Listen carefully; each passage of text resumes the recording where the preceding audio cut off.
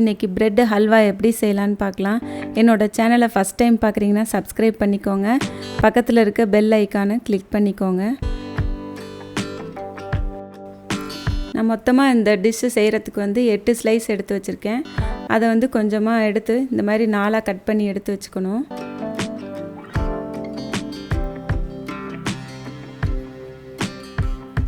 எல்லா பீஸுமே இந்த மாதிரி கட் பண்ணி வச்சுக்கோங்க. ஒரே அளவாக கட் பண்ணிக்கணும். அடுப்பில் பேன் வச்சுட்டு 2 டேபிள் ஸ்பூன் நெய் ஊற்றிக்கணும். நெய் உருகின உடனே முந்திரி நான் 50 கிராம் எடுத்திருக்கேன். அதில் போட்டு ஃப்ரை பண்ணி வச்சுக்கணும். பொன்னிறமாக ஃப்ரை பண்ணணும்.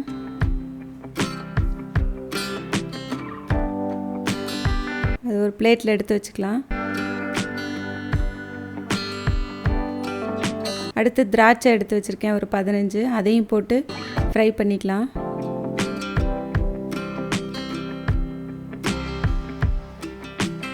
அதையும் பிளேட்டுக்கு எடுத்து வச்சுக்கலாம். அதுக்கப்புறம் திரும்ப ஒரு டேபிள் ஸ்பூன் நெய் ஊற்றிட்டு அது உருகின உடனே நம்ம கட் பண்ணி வச்சுருக்கிற அந்த பிரெட் பீசஸ் எல்லாத்தையுமே போட்டுறணும்.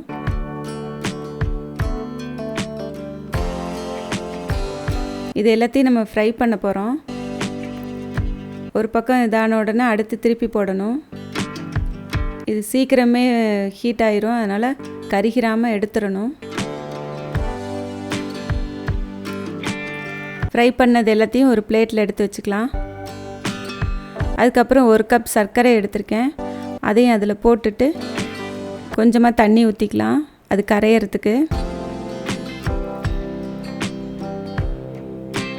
நல்லா கிண்டி விடணும். சர்க்கரை கரைஞ்சா போதும், இதுக்கு கம்பி பதம்லாம் தேவையில்லை. அதுக்கப்புறம் நம்ம ஃப்ரை பண்ணி வச்சுருக்க அந்த ப்ரெட்டை அதில் போட்டுடலாம். ப்ரெட்டை சர்க்கரை தண்ணியில் போட்ட உடனேயே சர்க்கரை எல்லாத்தையுமே ப்ரெட்டு உறிஞ்சு எடுத்துக்கும். அதுக்கப்புறம் 1 கப் பால் ஊற்றிக்கலாம். பால் ஊற்றின உடனே நல்லா கிண்டி விடணும். பால் ஊற்றின உடனே ப்ரெட் எல்லாம் நல்லா குழஞ்சிரும். இந்த மாதிரி ஆயிரும். இந்த மாதிரி எல்லாத்தையும் கலந்து விடணும். இப்போ கொஞ்சமாக நெய் ஊற்றிக்கலாம், ஒரு டேபிள் ஸ்பூன் கிட்ட.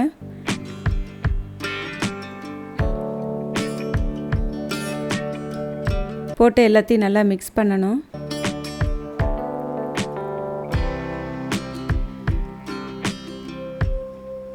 அந்த ப்ரெட் எல்லாமே கரைஞ்சிரும்.